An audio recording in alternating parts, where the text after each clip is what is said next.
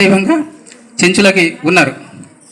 తర్వాత మనకి ఉమ్మడి ఆంధ్రప్రదేశ్లో ఉన్నప్పుడు చెంచులను కోర్ ఏరియా నుండి నగరీకరణ చేయాలి, పట్టణీకరణ చేయాలని చెంచులను తరలించడానికి ప్రత్యేక కమిటీలను వేసింది. అట్లా వేసిన కమిటీల్లో ఒకటి కన్నాభిరాన్ అనే ఒక న్యాయవాది, అట్లాగే ఆయన భార్య వసంత కన్నాభిరాన్ అనే వీళ్ళ ఆధ్వర్యంలో ఒక కమిటీని చేశారు. ఆ కమిటీ ప్రకారం భారతదేశానికి, భారత ప్రభుత్వానికి రిపోర్ట్ ఇచ్చారు. చెంచులను 3 గ్రూపులుగా విభజించారు. దట్టమైన అటవీ ప్రాంతంలో ఉండే చెంచులు, తర్వాత ప్రభుత్వ కార్యాలయాలు, స్వచ్ఛంద సంస్థలు ఏర్పాటు, సెల్ ఫోన్ టవర్లు ఏర్పాటు చేసిన ప్రాంతాలకు దగ్గరగా ఉండే చెంచు పెంటలు, అట్లాగే పూర్తిగా గ్రామీణ ప్రాంతాలకు లేదా పట్టణాలకు దగ్గరగా ఉన్న చెంచులు అనే 3 రకాలుగా వీళ్ళని విభజించారు.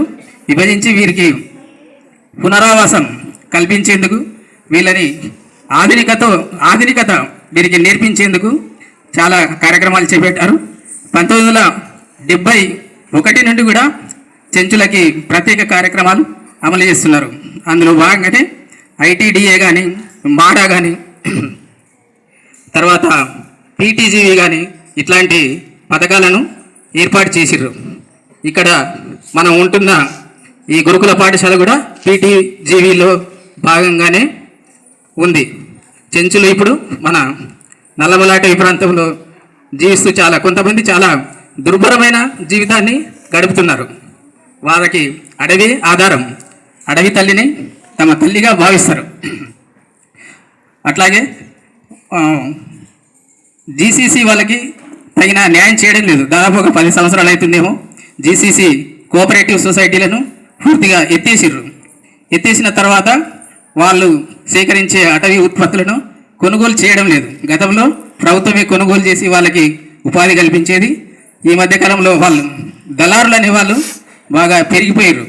వాళ్ళు అడవి తల్లి నుండి సేకరించే అత్యంత నాణ్యవంతమైన ఉత్పత్తులను మధ్యలో దళారులు కైవసం చేసుకొని వాళ్ళు ఎక్కువగా లబ్ధి పొందుతున్న పరిస్థితి ఉంది. ఇట్లాంటి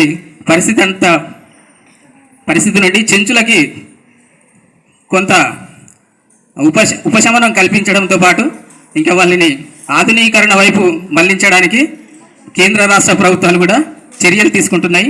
అందులో భాగంగానే ప్రధానమంత్రి జనజాతీయ ఆదివాసీ యోజన అనే ఒక పథకాన్ని దేశవ్యాప్తంగా తీసుకొచ్చారు. మన దేశంలో 756 గిరిజన తెగలు ఉన్నాయి. దాదాపు 11 కోట్ల జనాభా ఉంది. మన తెలంగాణలో దాదాపు 40 లక్షల మంది గిరిజన జాతులు ఉన్నారు. మన చేసిన కులగణన ప్రకారం వీరందరికీ కూడా రిజర్వేషన్లు పెంచాల్సిన అవసరం కూడా ఉంది.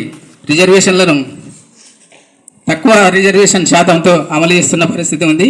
గిరిజన జనాభా దాదాపు 10% పెరిగింది, కానీ 6.5% మాత్రమే అమలు చేస్తున్న పరిస్థితి ఉంది.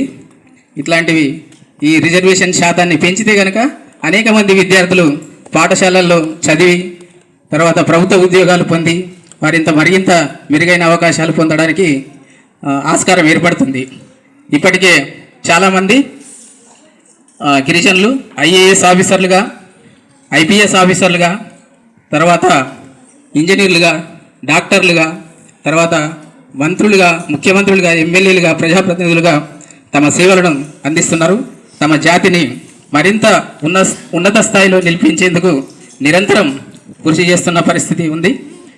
అట్లాగే మన ఉమ్మడి మహబూబ్నగర్ జిల్లాలో ఎరుకల జాతి వాళ్ళు కూడా ఉన్నారు. ఎరుకల జాతి అంటే మిర్యాలగూడ తర్వాత మన లింగాల మండలంలో ఎక్కువగా వారి జనాభా ఉంది. వారు మైదాన ప్రాంత గిరిజనులుగా ఉన్నారు. వారిది ప్రత్యేకమైన భాష ఉంది. వాళ్ళకు కూడా బంజారాలకి ఉన్నట్లుగానే ప్రత్యేకమైన భాష ఉంది. తమిళం, కన్నడ, తెలుగు ఈ 3 భాషల మిక్సింగ్తో ఎరుకల భాష ఉంది. ఎరుకల జాతి బిడ్డలు కూడా ఇక్కడ మన దగ్గర ఉన్నారు.